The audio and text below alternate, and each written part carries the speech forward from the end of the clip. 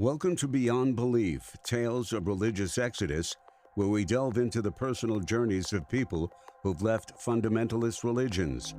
In this series, we explore their experiences within religion, their journey out, and how they found meaning and healing on the other side. All right, welcome to Beyond Belief. And I know nothing about you. So this is a really good place to start. And I guess the question I ask most people starting out is what was the sort of religious denomination that you were raised in? And sort of what did that religious environment look like for you?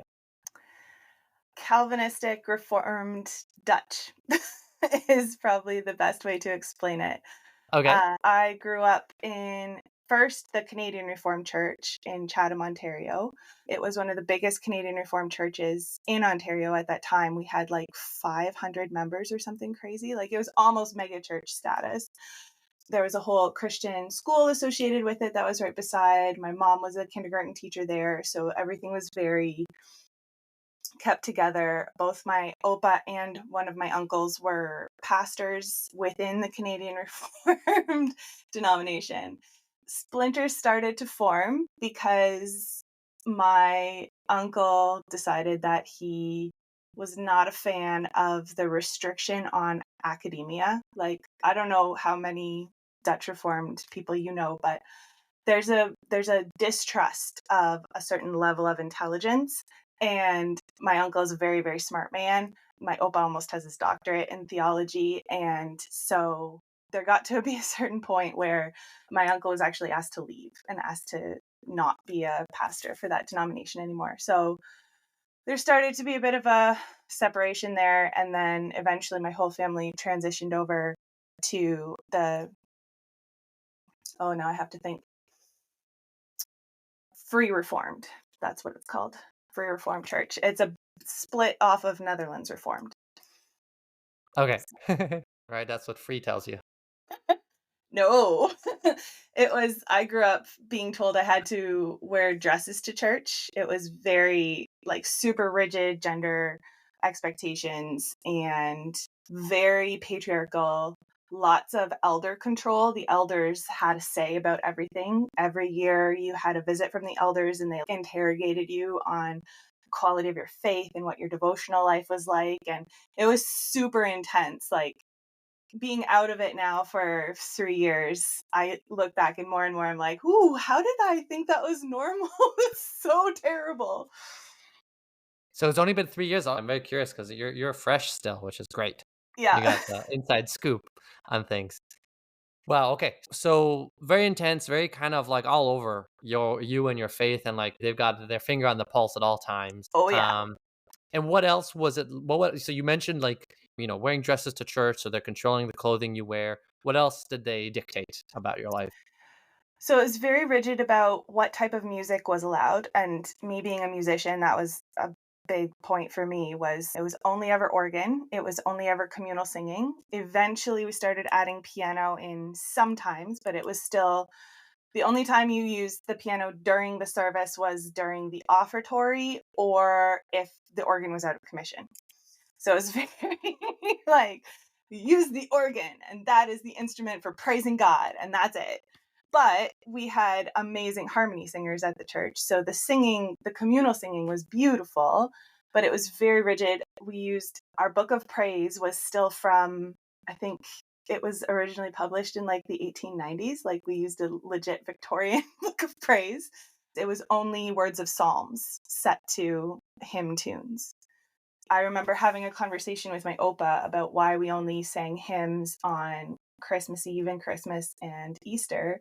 And he said because they were too emotional and you couldn't trust people to be doctrinally sound if their emotions got mixed up in the thing. And I was like, but there's very emotive language in the way that these psalms are set to music. And like, clearly David was an emotional guy. Like, have you read the book? And he was like, "Oh no, but like there's a level of objectivity and he had all the arguments for why." But like, this was also a man who told me he was sucked into the thing where he said that we didn't have drums in church because it would incite demons to come into the young people, and there was fights over contemporary Christian worship music and whether or not we could listen to Reliant K and Thousand Foot Crutch and like all those bands that were out in the early 2000s. There was a lot of emphasis on being sure of your salvation. Huge emphasis on being sure of your salvation, but then the way that it was preached about was in such a way that it incited a lot of doubt, at least in me. Like I was never sure of my salvation. So I fully bought into all of the like basically thought control of myself, right? We had, when we did communion, there was a whole sermon on that Sunday before about how you had to examine yourself for all of your sins, and anything that was unconfessed, you needed to go to the person. And if you couldn't rectify it, you had to sit out of communion and you were denied that connection with God.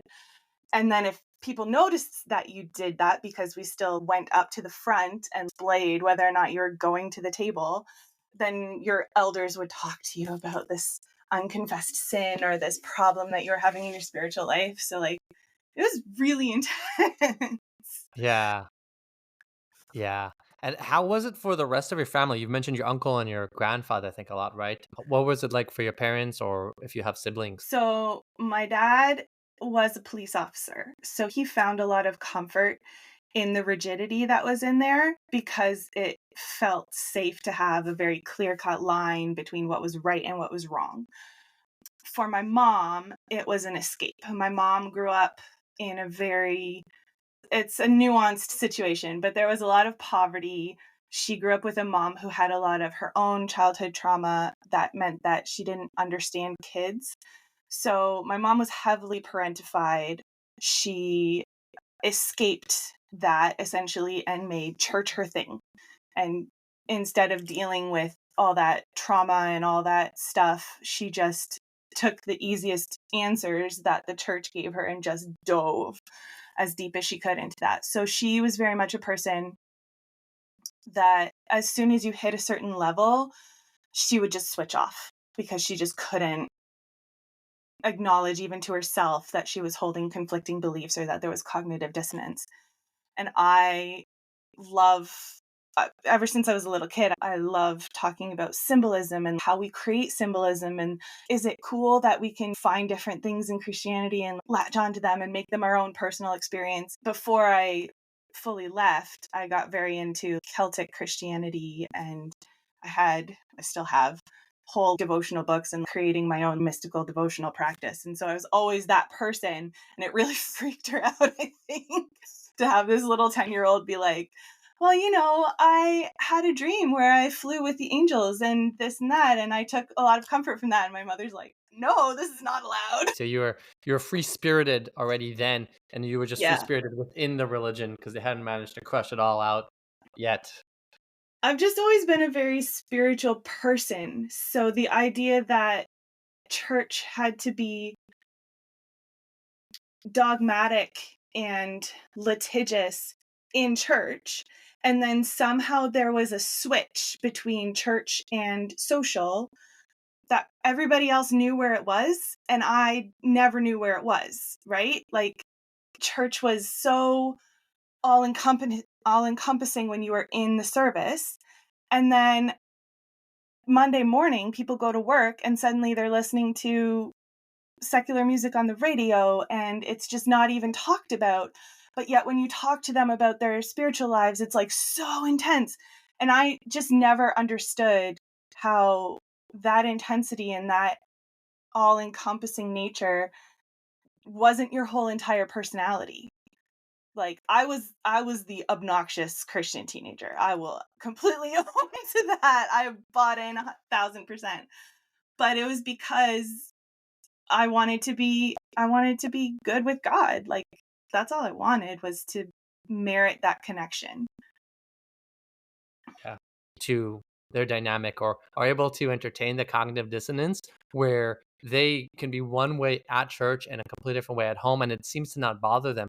And when there's that level of integrity where I'm actually bought in, it Yeah. starts to get frayed against all the lack of integrity that the church seems to display because it Yeah. is so human and it is so flawed.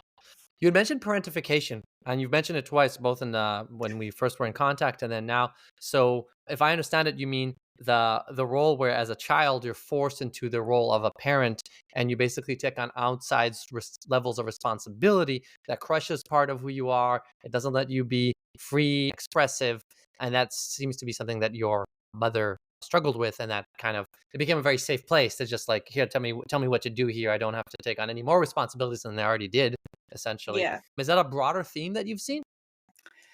Oh, hugely. Yeah. I've had a lot of conversations with cousins and their experiences growing up in the similar and different churches, but same denomination.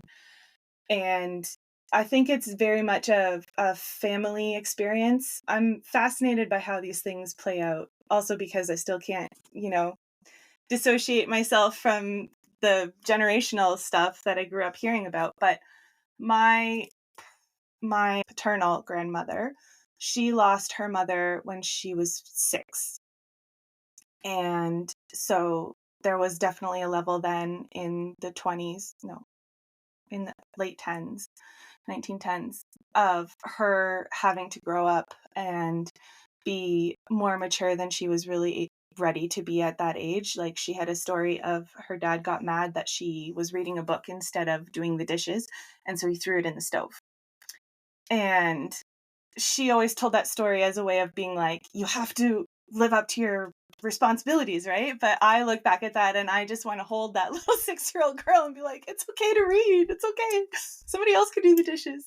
My maternal grandmother had kind of the opposite experience, where she was very babied and her mother didn't know how to interact with her. So she just played, and she never was taught how to handle household responsibilities. And so she was just dumped into marriage, not knowing how to take care of a house, not knowing how to like have a conversation with your husband about division of responsibilities, like all this stuff. And it basically ruined their marriage. And then you have my mom in the midst of all this, who is a very like acts of service kind of person, and learns very early on that her dad notices her when she does the things that need to be done. And so she makes that her whole entire personality growing up, and never spends any time on the emotional side. Then you get me coming into the mix, and I'm very hugely emotionally aware. I ended up being the person that Marcia, my mom, went to for all of her emotional needs. And so that's how I was parentified mostly. There were other ways too, but that was the biggest one. Yeah, And yeah, it's yeah. just this whole cycle of, you have to be needed in order to feel like you're wanted. And it's both sides of the family, just this like vortex. And I hope that I've broken it, but it's sad to look at. How do you feel that that ties into religion? I think you said that really nicely. That needed in order to be wanted. Where does religion play into that? I think it definitely ties in with the strict gender rules. How? Can you elaborate on that? Because in the theology that I grew up in, women were very much seen as vessels for childbearing, and that's it. They were supports for the men. I remember being taught even as a teenager. I had a friend whose dad made her listen to a whole seminar of how you have to put your dreams aside when you get married, because the only dreams that really matter are your husband's. And that's your job, and that's how you achieve worthiness. So it's hugely impacted in that there's the idea that if you're not of service to a divine purpose, your life isn't worth anything. And so that gets distilled down into the family, because especially as people brought up feminine, your whole worth is defined by what you can accomplish in your family. And so you just find whatever role you can fill, and then you embody that. If you don't have outside influences that push up against that or jostle you a little bit and go, hey, you're not just, whatever space you take up inside your family, you fill more spaces, or you are wanted for other things by other people, then that just reinforces it to the point where you don't have an identity outside of that. Right. So it's all about the means to an end, the classic extension of capitalism, where like Oh yeah. what service are you serving? And so you need to be serving God, and then you need to be serving in a family, and you need to be in a role at all times. And that's Yep. kind of what I'm hearing about the parentification bit, where your parents lean on you to be of service. Essentially, there is no childlike permission to just be and run around and smell the flowers. That's what children do. But No. if you have to be a responsible adult from the age of 0, you're being a responsible adult to God, and you're being a responsible adult to your teachers and to the community, and of course to your parents. So yeah, I like that. That makes a lot of sense. You had mentioned parental abuse as a theme. Is that tie into this? Is that a separate theme? Yeah, it definitely ties into this. My mom didn't have a great growing up herself, but some of the ways that that came out when I was growing up was that she included me in conversations that were just absolutely inappropriate. I was privy to information about her relationship with my dad, intimate relationship stuff. I was blamed for a lot of things that were not my responsibility. Like when I was a teenager, it was my responsibility to come home and cook dinner 3 nights a week for the whole family. And if that didn't happen for whatever reason, I was in a huge amount of trouble. I was 6 years old when I remember my dad pulling me aside because my cousins were over and we were being kids and just playing around, and him going, "Do you know what time it is? It's almost bedtime. What are you doing? What are you thinking? Everybody should be calming down. And why aren't you taking charge of this?" And just being very like shamed for being a child and not being an adult in a situation where I was not an adult. There's a lot of emotional manipulation. There was a lot of emotional like shame and dysregulation because I had to manage the emotions of both of my parents from a very, very early age. And yeah, it was when I say, you fill these roles to the point where you have no other identity, that is my experience. I've only started discovering who I am as a person in the last 3 years since I've gotten out of that. Yeah. Wow. Where are you in the birth order? Are you the eldest? Oh yeah, oldest Oh yeah. daughter. You're describing eldest vibes of getting somehow I sense. Yeah, How many absolutely. siblings underneath you? 3. 3. So the eldest So of it was the 4. perfect Dutch family. It was me and then my brother and then my sister and then my little brother. Right, right. Okay. But you ran the show for everybody, including your parents. So our family, you were Yeah, in charge of 5 children. pretty Um, much. there's always that fine line between the classic mental health problems in a vacuum and then religion. So where do you see that? Because some of what you just described is just, exists psychological issues in general, and then religion feeds into it further. Yeah, I think probably because I am still close enough to it that it looks seamless when I look at it. I mean, religion was weird in my house because Marsha used it as a battering ram in some ways. If Yes. we were being normal children, having a normal developmental time, pushing at boundaries, making sure that parents meant what they said when they said it, rather than having a rational discussion, she would go after your faith. I tell this story to people and they always are shocked, but I had a hamster when I was a kid, and my mother used the hamster food as an object lesson about how I was the center of the universe and I needed God to be the center of the universe and I needed to blend into the background and be nobody in front of God and I needed to make myself so small. Looking back, I can see like she was intimidated by my force of personality or she was feeling like she couldn't handle me in whatever situation, and so this was the way in which she was taught to parent. But it was dehumanizing, right? To be told over and over and over again as soon as, and it's subconscious because you don't realize it at the time, but as soon as a piece of your personality pops up to be like, oh, this is a facet of me, they're like, stamp it down. You can't be the center of the world.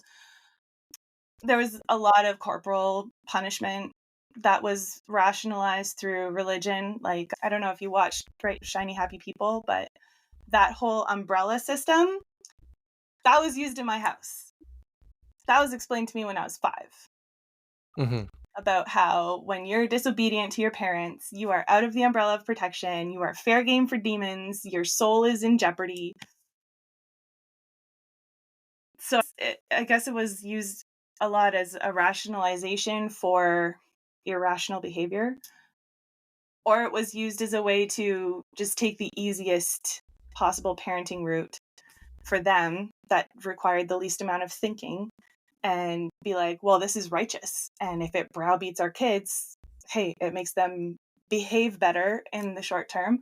And nobody's really thinking about the consequences of the fear or anything like that. Yeah. I think you said it really well. I've referred to religion as wielding. People wield religion. So you get somebody who is unhinged, and then they have religion as a club, and Yep. now it extends them and gives them power. And they can use it to rationalize, they can use it to inflict more pain with less work, right? Yep. And it's just because this rod, to quote the Bible, that they extend. So it really is seamless, right? As you look back, it is like hard to tell where the crazy ends and the religion begins because it's Mm-hmm. so joined together. I noticed, interestingly, you refer to your mother by her first name. Yeah, I don't like the title. I have a lot of issues about anything maternal. There's a lot of conversations right now about whether something like that is an emotionally immature parent or a narcissistic parent or Right. what the terminology should be. I don't really care about the terminology. I want the effects to be talked about more often. I went no contact in October of 2020. So I haven't spoken to her in almost 4 years. I don't use the title mom because she didn't mother me. It's tough because, like, it takes away a whole bunch of things that people just assume are part of your life. Like, Mother's Day was recent and that sucked. I'm a teacher. We have to do a Mother's Day thing, and you're surrounded by moms, and it's so special to be a mom and a kid. And inside me, I'm like, I hate mothers. Yeah. But yeah, there's stuff with my dad for sure, but he was much less of a constant. I had a tight relationship with my dad basically until I hit puberty, and then the fundamentalism weirdness kicks in, and so I didn't really have a relationship with him. Through that, my relationship with my mom got worse to the point where I was suicidal at 16. But, you go to a Christian counselor and nothing gets uncovered. I'll just share to mirror. I had a very similar stuff with my mother. I hate Mother's Day. It's like, fuck if she's getting a message from me, right? We're Yeah. not in no contact at this point, but I'm like I've appointed 3 other mothers in my mind who are these strong, powerful women, and I wish them happy Mother's Day. I tell them they're my mother. My mother's not my mother. And interestingly enough, she's also saved in my phone under her first and last name. For a while, there was also the word fucking in between. To me, it's like, fuck you. You don't get this privilege, right? What is this? And it's true. Everybody doesn't even understand what Yeah. what it means. That there's so many assumptions. It's like, oh yeah, Hallmark cards, fuck everything. And so you can get very angry. I mean, that's been my experience. Just like very, very angry at society's assumptions. And when people talk about privilege, they're always talking about skin color and Mm-hmm. and stuff like that. But there's no those hidden things that nobody sees about the kind of shit childhood you had transcends that. White people have that too. And Yeah. so I'm now a bit on a tangent at this point, but there's all the invisible lack of privilege that is pervasive and everywhere, and it doesn't get acknowledged and doesn't have a nice box that you can draw. And Yep. it's still really, really, what's the word, offsets, disadvantages people, Mm-hmm. right? When they come from that type of experience. Like people literally, it's worse than not having a mother. You have Yep. to undo tons of stuff. Like it would be better if you were an orphan by far, right? Yeah, that's, My I love partner, that. my partner's mother away at the end of 2019. And after I went through this break with my mom, he came to me and he was like, I feel like it would have been better if your mom died than my mom died. And I was like, you saying that makes me feel so seen and like validated Yeah, by the emotional shit that I've gone through, figuring out like, oh no, this person is not actually there for me. This person has been leeching from me my entire life. exactly. Exactly. So your connection with your father is okay, but then as the responsibilities of religion grow, and so now he gets to fight with you about that, and then your mother, it's just shit, and she can't handle your growing personality. It just gets worse, and so you're suicidal at 16. What happens over the next years? And I actually don't know how many years it was till, but how old it. Right. Fill in the blank from there until you ended up, I guess, to right before you started leaving religion. Okay, so I'll keep this as concise as I can. I finished high school and I took a year off because I knew I wanted to do music, but I didn't have a clear picture in my mind of how I was going to do that or what kind of uh, path I was going to forge that would give me a way towards stability. So I took a year off and then I went to Dordt University in Northwestern Iowa, which is a private Christian school. And that's where I met my partner, Gary, who is from Edmonton, but he also went there. My years at Dordt were some of the best years of my life. I came to terms with the fact that I had depression, but because it was a small private Christian school, we had access to free therapy. So I could go to a psychologist and get evidence based treatment for the things that I was starting to come to terms with. So that really helped. I made great friends. The music program was absolutely stellar. I got to sing with so many people and have access to performance classes. Here, I've talked to people who go to Western and they're like, you don't get that until you're in your master's program. So I had amazing stuff there. Got engaged because back then it was still following all the rules. So got engaged at the end of college, came back here, got married the following November, eventually found a job teaching piano lessons and voice lessons through Long and McQuaid. I don't know if you know that store here in Stratford. And then through that and a friend that I had like competed with vocally when we were teenagers, she was the music teacher at this private school and was pregnant and looking to get into the Catholic system and said, hey, I think you would really love it here. Would you be up for doing an interview? And I had sworn, because of the mom stuff, that I would never be a teacher because Marcia was a teacher. She's a kindergarten teacher. She was the person who had pictures of her students, her kids on the fridge, not us. Then I walk into the interview and they have a Bernese Mountain Dog. These people who are nothing like the Christian teachers that I knew growing up. And, you know, we're all about fostering not just the education of the kids in the terms of like rigid education, but like fostering a love of learning in the teachers as well. And I was like, oh, I might be a teacher. I was there. I've been there for going on 8 years now. And then it was backtracking a little bit. Before that, I had started having massive panic attacks at church. So I gave Gary an ultimatum because we had been going to my parents' church. I can't go back in that building. I can't do it. We have to find somewhere else. And I was very much loving historical traditions and liturgy, like high liturgy. So we ended up going to a Lutheran church. And at first, I really loved it. But then we got a very evangelical pastor. And I just had all those same cognitive dissonances. And at this point, through my students, I was really good friends with a lesbian couple who were also pagan. And I was having experiences with like my own energy awareness and stuff. And so it all just sort of was coalescing. And then at the beginning of COVID, I had it out with the organist at the Lutheran church that I was training to take over from.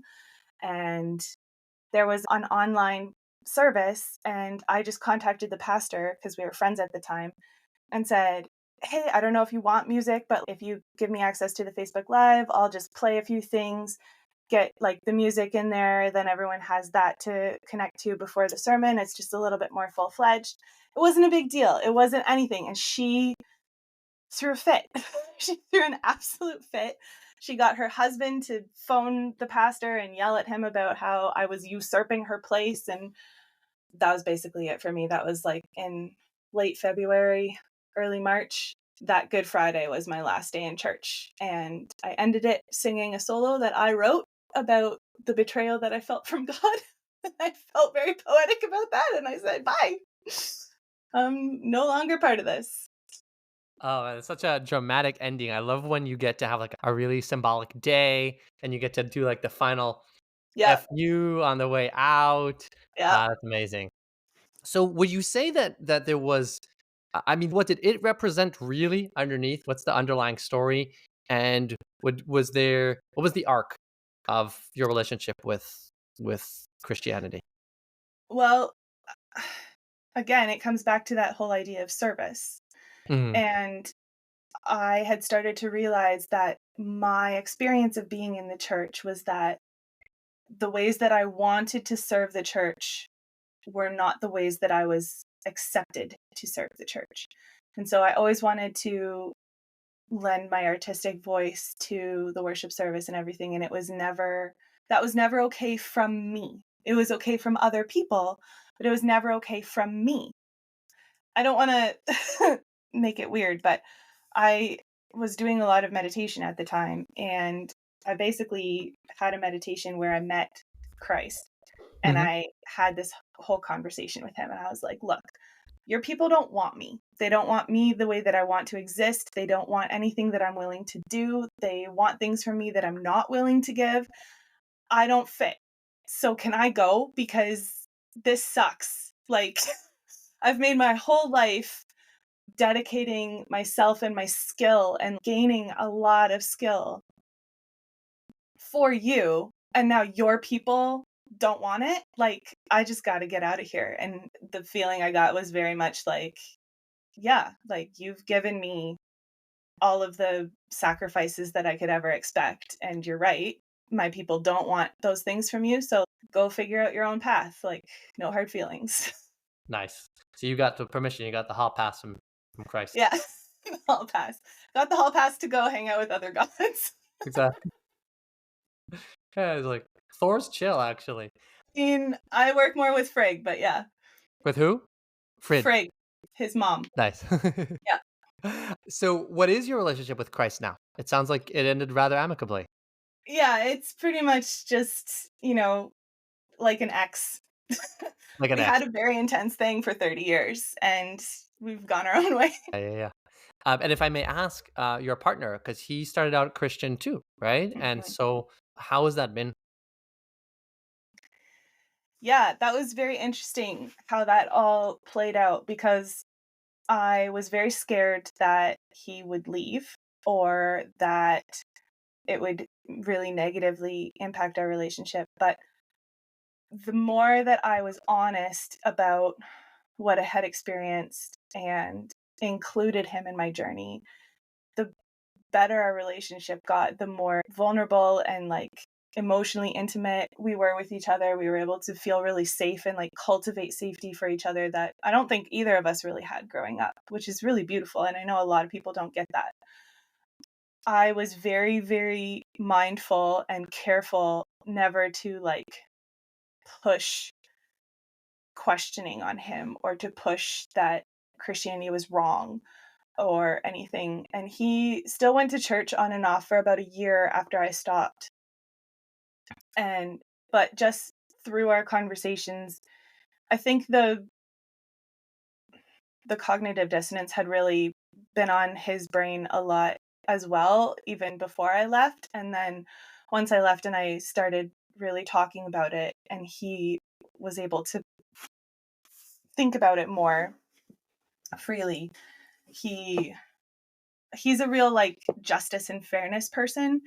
And so the hidden injustices and the unacknowledged lack of fairness and equity within the church just eventually made him be like, fuck that, I'm not Christian anymore. It was actually like everything kind of changed at the same time. It was our 10th wedding anniversary. And he was like, so I'm not a Christian anymore. And I kind of feel like we should totally redefine our relationship. And who cares what other people think? But to us, we can just like make it up as we go along. I am totally behind all of this. Nice. So what did redefining your relationship look like? What did you guys come up with? We're housemates. I have a lot of really horrible insomnia. So it started becoming obvious a few years ago that I just needed my own room. I also have never had my own room since I was 3. Right. So that was a part of reclaiming who I am and figuring out who I am. We're open, we're non-monogamous, we're housemates. We like the stability of each other. We love each other as people and partners, but we don't even use the word married anymore or like husband or wife. Neither one of us has any sort of connection to those titles or roles. We just do life together. Amazing. Yeah, Sounds it's beautiful. fun. You had mentioned, and I did want to touch upon it before we go down too deep on the healing journey. Total depravity or depravity. Actually, I always mispronounce that word because I only grew up reading. And because you mentioned it just now with Gary, and like I'm done with all of this. So I'm curious, do you want to elaborate on that? Yeah, total depravity was definitely a doctrine that we both grew up with. So it's It's a Christian term, and they use it to mean that as of the fall, when Adam bit the fruit, that as of that point, all of humanity is fatally flawed. There's a word in my head, but I can't access it right now. And contaminated. That's it. Mhm. All of humanity is contaminated by sin, and there's nothing you can do about it. And the only freedom is through accepting Christ's death on the cross for you, which that is a whole conversation and traumatic and horrifying. And how dare you tell children that? Can I just Yeah. say? But yeah, that was one of the big breaking points. Was I remember going to him and being like, I don't think sin is real. I think it's bullshit. I think it's a lie. I think it's a scam. And he was like, okay, can we have a conversation about that? And so I sort of elaborated and fleshed out what I meant by that. I see a lot of Christianity and a lot of these fundamentalist religions as really ways that certain members of a society don't have to actually take responsibility for their shitty actions. Well, I'm just human. It wasn't my fault. That 16-year-old was really hot.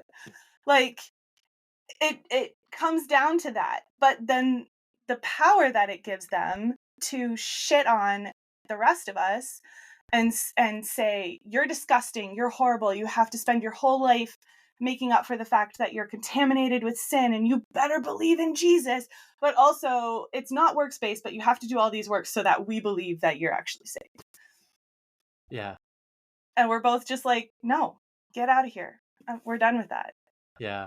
It's a fascinating, you're touching upon, I grew up in evangelical Jewish, which a lot of people are surprised is even a thing, but it's a thing. Oh, I have questions. Yeah, because we were trying to convert Jews to be more religious, but the dialogues were all the same that you would use on a non-Christian person, and they were full of contradictions. And I wrote an article where you wield the same sentence in its opposition, and if I need to Yep. fuck you this way, I'll do it this way, and otherwise I'm gonna flip it. And so it's like, well, we're total sin. What do you want from me, right? And then the rest of the time it's like, oh, that's sinful. I can't talk to you, right? And so you can literally take the same concept and wield it again, the wielding to your advantage. So I think you said that really well. Thank you. So moving along to kind of the healing part of it all, Mm, which is quite recent for you. And I noticed in the timeline that you actually went no contact with your mother before you even fully left the church, if I got I that did. correct. Yeah. So could you tell me about that kind of journey of healing? And, again, there's that really close intersection between healing from family shit and healing from religion shit. Yeah, so the trigger with between me and not talking to my family had a lot to do with like purity culture and body image stuff. And as a lot of people did, I gained weight over the pandemic, and I've always had a thing about being seen, which I'm finding out is very common among trauma survivors and also neurodivergent people. And so it was Thanksgiving, and my mom wanted to have everyone over and do outside photos with everyone. I knew from watching them over the summer that they were not observing those things. They were very much in that fundamentalist bubble of God will protect us and this isn't really real and it's the government trying to control us. And so I really, really didn't want to go. And Gary was totally on my side. I had realized that abuse had been present in my childhood over the summer. And so I was still reeling from that. And then this came up and I kept it very simple because I didn't want to play the blame game. And I just wrote Marcia a message and just said, hey, socially, we're not ready for this. I'm really struggling with the idea of being in pictures. Just do it without us and have our best wishes. And I sort of put it down knowing that the way she reacts to this is going to tell me how I'm going to go forward. And sure enough, it was like a 10-page litany of all the ways that I've hurt her over my life and how this is just one more thing that I've done that I don't consider how she feels. And you're smiling because you've heard it all. And because it fits this really beautiful narcissist pattern, right? That's the narcissist 101 in their handbook, chapter 1. Blame everyone for everything when it's you who's been the problem. Yep. So at that point, I think I went to Gary and I was like, I have to figure out a different support system. I have to figure out who I'm going to go to other than my family. I can't deal with this. Like, I need a break. And I didn't use going no contact as like a permanent thing then because I couldn't conceive of that, but I knew I needed a break. And again, wanted to see how Marcia would act if I took a break. And I just basically just said that to her, look, I need a break from this relationship. I can't handle this right now. I blocked her off my phone. I, did all the things. I was still going to church. I was still really good friends with the pastor there. But basically it was the queer stuff that was the final break in that chain. I don't want to out anyone, but my pastor had specific things where he crossed over with the queer community but refused to acknowledge it because of his faith. And his wife was super militant about, you have a duty to your family, so you can't change things. Blah, blah. At some point, I was just like, you know what? I can't do this. Like, I'm pansexual. I am very certain that even back then I was like, I'm not really a girl. I didn't have language for exactly how I identified, but I was like, if this is what's expected to me to know these things about myself and then hide them forever, I will die. So I need to get out of here. Mm-hmm. And yeah, it was very much, I knew in my own relationship with Jesus, he would have accepted anything, but it was the people that I was around. And I was just starting to come to terms with all of the ways that the theology I had grown up under was really negatively impacting my mental health. I was having massive anxiety attacks at work about the imposter syndrome that comes with fundamentalism of always being on the edge of being found out and then everything being ripped away from you. And I just, again, it was similar to the thing with my mom. I was like, I just need a break. I need a break. I need to be able to do what I want. And I had been, shocker, dabbling with some pagan deities even before I left the church. And then I left and they were like, oh, we can have this relationship now. And they've been a big part of my spiritual journey ever since. So amazing. Yeah. When you went no contact, was that with the whole family? Like father, siblings, where are they right now? It was supposed to be just with Marcia, but the way that the rest of my family acted, it ended up being with the rest of my nuclear family. My siblings all took Marcia's side. My dad was super passive aggressive about it and called Gary and was like, so are you talking to us or do you hate us too? And Gary was like, how about we don't talk now? If that's how you're gonna put it. Yeah. Oh, that's great. Amazing. So they did it for you. They took care of all of that. Yeah, they did. So what's the last 3 years been like? You mentioned a bit about the new pagan spirituality that you're now in, and I'd love for you to talk more about that. And, there was all that mental health stuff that was being exacerbated by religion, but that oftentimes doesn't just go away. So yeah. No. Poof. Yeah, it's been a lot of roller coaster stuff. Really high highs, still, you know, the first while was a lot of grief, a lot of grief, a lot of anger, a lot of pain, just allowing myself to voice all of that. Spent a lot of time just talking through things that you had accepted as normal and then recategorizing it and saying, like, no, this is not normal. In fact, it was harmful. It made me a victim and that's not my fault. And so, yeah, a lot of recontextualization of who I was and how I grew up. I found a life coach who also escaped fundamentalism and is very open to new age things and is also neurodivergent. Met with them a lot on and off, tons and tons of meditation. And I love cards, like oracle cards and Yeah, tarot. yeah. And I use those a lot. I'm a huge journaler. I have been ever since I was a kid. Massive, massive internal life.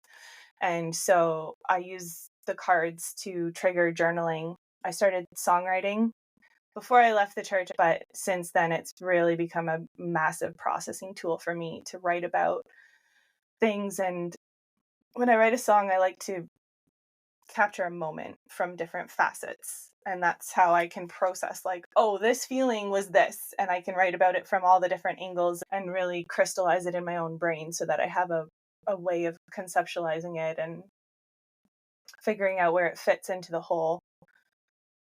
Just a lot of like quiet and crafting. Just, I love to be busy with my hands. I'm a huge knitter. I've gotten into spinning yarn out of fiber. Drop spindle and I Yeah. spin, Drop which funnily enough has been a way that I connected to my paternal grandmother after she passed, because she was a spinner and a fiber artist and did all of those things. So yeah, it's finding tools that help you process activities that are a process in and of themselves so that my brain can kind of do what it's doing in the background and I'm just focused on the next stitch or the overall pattern. And yeah, the pagan stuff, I mean, I have to be careful what I say because Frigg is the patron goddess of secrets. So that's part of my like figuring out how to draw boundaries for myself, right? Because when you grow up with parents like ours, everything is fair game and you can't hold anything back. And so you have to share everything that's in your brain. And so I started working with her as a way of figuring out like, okay, how can I not say everything? How can I hold a piece of myself back that's for myself and still feels authentic, but is not just like literally pouring myself out for everyone all of the time. Mm. Um, That oversharing as a trauma response kind of, yeah, yeah. yeah. And also growing up neurodivergent and very parentified, like I spent most of my life feeling like I wasn't understood to the point where I thought that I was not understandable. And so oversharing was also me like trying any way possible to be understood and be seen as who I am. Yeah. I really like that. I think you said that really succinctly. It's gonna elaborate on that, or really more broadly. Well, actually, one bigger question that's striking me: you have such a vocabulary around mental health, right? Mm. So far, you've mentioned a life coach. I'm curious: has that been a life coach over a therapist? As in, like, it's worked better for you to have a life coach? And where did you get this level of knowledge of the psychology of this all? Special interest, baby. Yeah. So Reddit, you're um, saying? I read voraciously. I read so much. One of my best friends that the friendship has grown since I've left the church is also very much into mental health and processing. They also escaped fundamentalism, Dutch Reformed Baptists, weirdly enough. So there's a lot of crossover there, and we've had lots of conversations about our shared experience and contrasting experiences. And so, yeah, I read a lot. I listen to a lot of people. I follow Mickey Atkins on YouTube. She is a licensed clinical therapist, and she talks a lot about analyzing what is actually an apology, and then got into like analyzing the harm from fundamentalist language from an evidence-based psychological standpoint. Or yeah, Mickey also had their own brush with fundamentalism briefly, and so has a framework for understanding that. And I had to develop a language to explain how I was feeling. Interestingly enough, to bring it back to what I said before about feeling chronically misunderstood, I've found that the more I develop my own vocabulary for my own experience in my own inner world, the more I've been accepted and the more I've been understood as myself, which has been amazing to experience as it's gone on. So, anyone who's feeling that way, if that's something you can take on board as encouragement, I hope that works for some people. To really not ascribe to how other people describe things, but find your own language to describe what's going on for you and let other people figure out how you stand about it. Yeah. Let them wrap their head around you as opposed to you trying to wrap your head around everyone else's reality. And that's why I ended up going with a life coach rather than a therapist. I value therapy. I think it's wonderful. I had no idea where to go to for a licensed therapist. There's not many around me. Finances are a thing. And I had a real aversion to being told what was happening in my brain, to being labeled, to being lectured to in any way, shape, or form. And so my first meeting with Ashley, I laid down the law for her. I was like, so this is what I need out of these meetings. And if you can't do that for me, then I'll find someone else. She's like, no, clear expectations are great.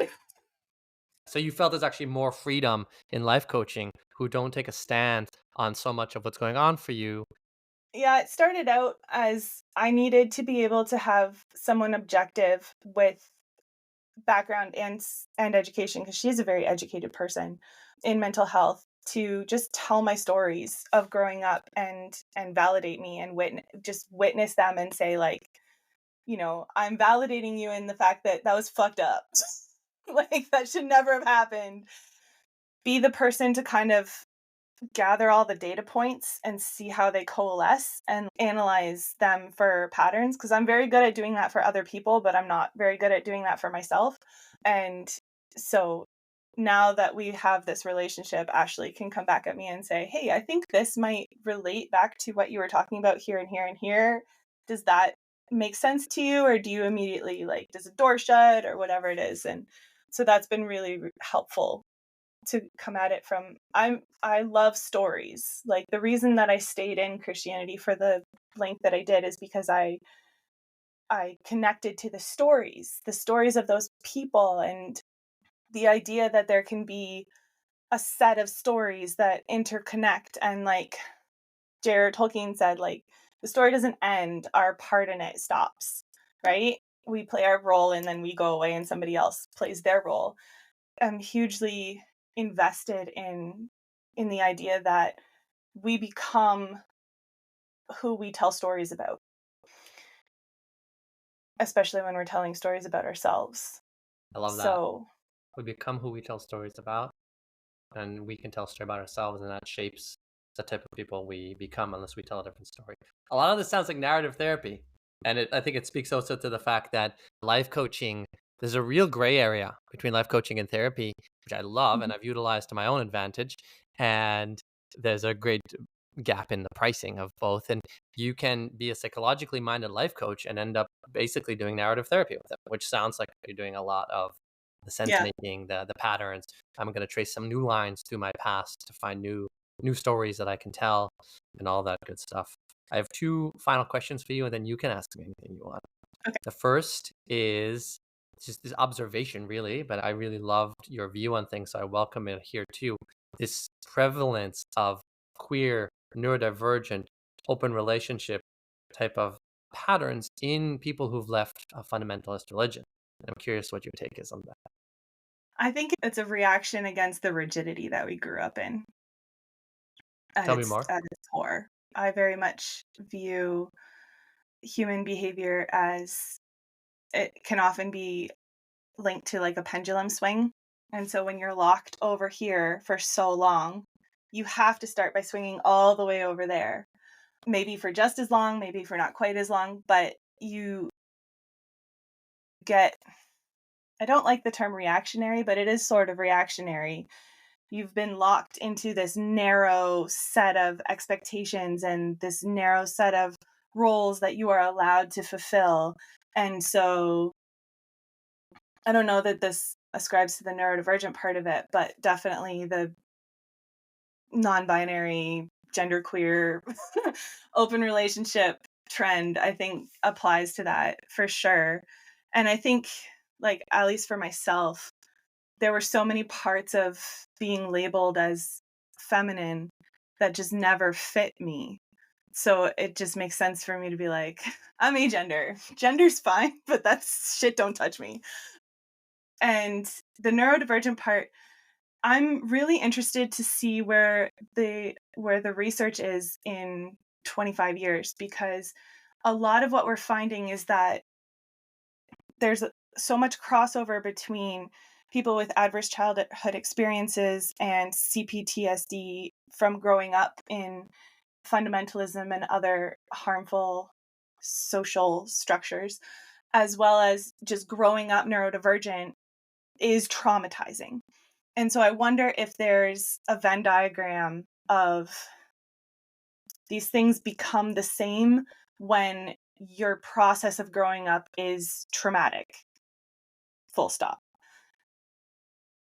I'm not diagnosed ADHD or autistic, but I have been peer reviewed by a lot of people who have diagnoses as being like, oh, yeah, you definitely have this thing. Me learning to communicate in a way that is truthful to me and then finally being understood, as opposed to trying to communicate in a neurotypical way and never being understood, it is very, it's like a seal of approval. Yeah, I love it. And the final question, the things that have worked for you in your healing process, in your journey, is there any other advice or recommendations that you would give to somebody who is also in this process, deconstructing, dismantling, reorganizing, all of this stuff that our brain needs to do? And it could be anything from books to activities to mindset. I think play. Mm, We grow up in such a rigid structure and everything has to have a final form and everything has to have a goal. Just make some mess.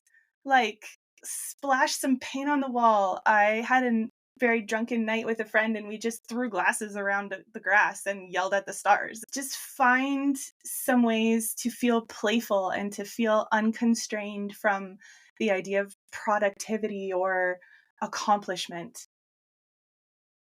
that's amazing. What a way to end. Thank you, Nyxie. And I will let you turn the tables. Is there anything you want to ask me? So you said you grew up in evangelical Judaism. Was that like conventional Judaism theology, or was there elements of Reformed Judaism in there? Like, what was your experience with that type of theology? Yeah, the theology overall was quite Orthodox Jewish. And Orthodox Okay. Jewish is very, very hardline on a lot of things, really resembles a lot of Christianity. There's this basically we're flawed humans and only studying the Bible will redeem us. There's no Jesus, but other than that, we need to fucking carve our way through this world and earn our way in the world to come. There's heaven and hell. People are very surprised. It's very, very present in Orthodox Mm. Judaism. It was probably borrowed from the Christians, I've learned since, but it very much over the last thousands of years, definitely there is a lot of literature around it. What made us unique from Orthodox Judaism was, interestingly enough, a a more there's two there was a philosophical difference and then a practical difference. The philosophy was a overt sense of responsibility to bring others into the fold. which is something that most Orthodox Jews don't feel the need to.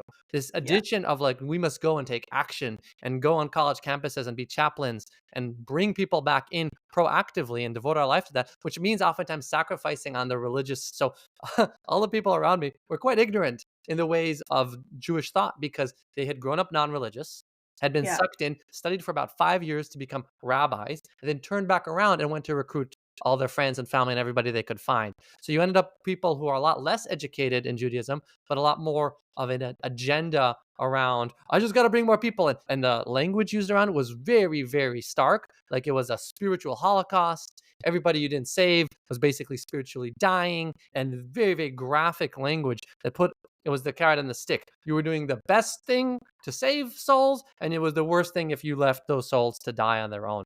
And that verbiage was unique to this kind of subcult within the broad cult Hmm. that is Orthodox Judaism that we knew. We had, a specific figure who was basically the parent, of course, who filled the role for a lot of people who had shitty parents, and also the people Hmm. who remained. And then so that they had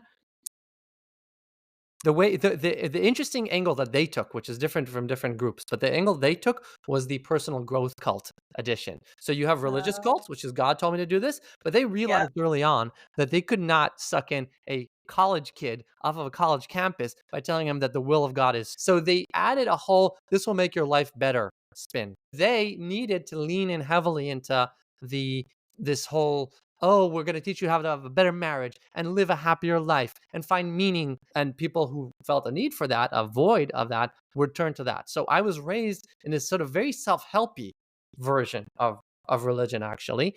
And for me, my breakdown, for example, was when I realized how miserable I was in that self-help version of religion. Like, this is not fucking working for me. And the people for Right. whom it did work were lying to themselves constantly about how happy they were and how happy their relationships were. And like 5 of them got divorced like 2 years after I left religion. A bunch of my uncles and a bunch of other people. The total depravity that I originally thought you were referring to was the behavior of religious people. Because like, Oh, that's what I'm like, that's what I think of, frankly. Well, hopefully that does answer your question. I find it very interesting that they're focused on getting less experienced people to do their ministry, because that is very common in how I grew up as well. We had a lot of young people when I was a teenager who were like young adults that were suddenly touted as knowing the best things about especially relationships. Like, I'm sure you've heard of Joshua Harris, but also Eric and Leslie Ludy were a couple that were very huge into that. And I mean, Eric and Leslie Ludy are still up in Colorado running a school that is like massively abusive, like spiritually abusive, financially abusive, fostering people for the word of God to like go out and make disciples and all that stuff. But it's also like YWAM and like Surf the Nations. They're all of those aspects are very much about like capitalize on the zealous potential of the youth. And also they haven't developed that kind of objective thinking enough to like process what's being fed to them and analyze it before they just go out and they, you capitalize on that enthusiasm and you make it an avalanche so that nobody like stops to think. And it's really destructive. But I didn't know that that was happening in Jewish circles Yeah, as the well. tactics, the fact that one thing I've loved and continue to enjoy is the noticing of the patterns that exist across religions, right? Because you get taught you're the only one, but to realize that a lot of the apologetic narratives around Bible and how you deal with creationism, those Yeah. coexist with Christianity. They're literally borrowing from each other. That was fascinating in its own right. Similarly, the behavioral patterns of it all, the fact that everybody knows that you should prey on teenagers and kids who are just in college. College was perfect. For years, it was known that's the best time because they're just out of their parents' house. They're still young and gullible. They're lonely. They need a good meal. You start with the meal. We get their soul later on. That was kind of Yeah. like the formula. And I think it speaks to that point, what you were saying, that the formula is actually very simple. You only need to regurgitate a bunch of hot takes. And I've mocked that many times on my website, that you don't need a highly educated person to do this. You need a charismatic person to do this. So you get the good-looking couple who actually have a very superficial level of knowledge. These are not the theologians of the No. religion. In fact, even the founding cult leader of this organization that I was raised in, he was a lot less educated than everybody else. He had just instead of being like, there's a certain esteemed rabbi with a really long beard who spends all his time studying. He wasn't that, because he was fundraising and he was inventing new seminars, that are like all glitz and what I call reverb voices, right?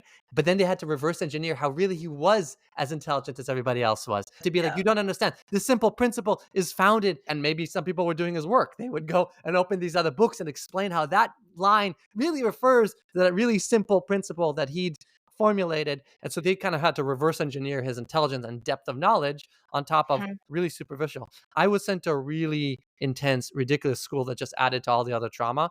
And I Yeah. studied so much Bible for so much years. I became extremely well versed in the Bible, in which most Orthodox Jews don't study. They skip Wow. straight to the Jewish oral law. They can't be bothered with texts from 3,000 years ago that are too colorful, right? You know how you love stories? Right. There's too many stories, frankly. So they do away with it and they go straight to like, what did Rabbi so-and-so say? And Oh I became man. so well versed in layers of Jewish knowledge that I can run circles around any of those people from that community, especially.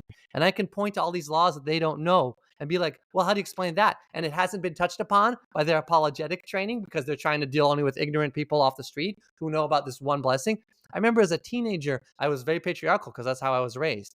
But I had the superiority thing. So I was like telling my Yeah. sisters and my mother that I was better than them. And I came up with like a 2-page document of like 50 sources of how men were better than women because I was trying to make myself better than them. It was a great, but in along the way, it just showed the expansiveness of my knowledge. And later on, when I realized how dumb all of that was, it still served me well. So in a way, it's still the same traits. The traits remain. Yeah, I'm laughing because that was a comment Gary and I got a lot at the Lutheran church was, wow, you know your Bible so well. How do you know your Bible that well? Exactly. Exactly. And it's that funny thing where a lot of times I find the people who left were the people who are most devoted, right? And when the failure of religion causes, we spoke about this earlier, there's such a disappointment that you walk away. You walk away disappointed. That's Yeah. really the underlying feeling. And my partner, we basically left religion together. It's a long story, but a lot of people make it work because they just become less religious, and the salad bar religion thing where they kind of pick and choose. And so we look at them keeping kosher and we're Mhm. aghast at the laws that they aren't keeping. We're like, Yeah. how are you doing that? You can't do that. And we're like complete Shagitses. Like we do nothing, but we know it all still. And we're like, you can't do that. You can't use that knife and the milk knife with the meat kitchen, right? And so that indignation of how can you live this half-assed life remains. Like Mhm. we demand authenticity at all times. And if page 3 says love God and page 4 says stone the gays, how do you do one without the other? Right? Don't lie to me. And so I've met people who are like queer Muslim. And like again, I'll interview anyone on this podcast and they haven't been on here yet, but like, how are you a queer Muslim? Like, how does that even work? Right? Like, how do you pick and choose something where you literally have to like tear a page out of the Bible, throw it out just to Yeah. I'm the same way. Like I cannot. I'm glad that there are people who identify as Christian and are inclusive and have figured out ways around that, but it is completely unfathomable to me to ever reconcile those two sides of the aisle. Like there's just no. exactly, exactly. Anything else before we wrap up? No, it was really lovely to meet you and talk to you. This has been Amazing. great. Thanks so Yeah, much for thank you, having me Nyxie. on. Yeah. Thanks for listening to this episode of Beyond Belief. If you found the episode inspiring, please share it with others who might benefit from it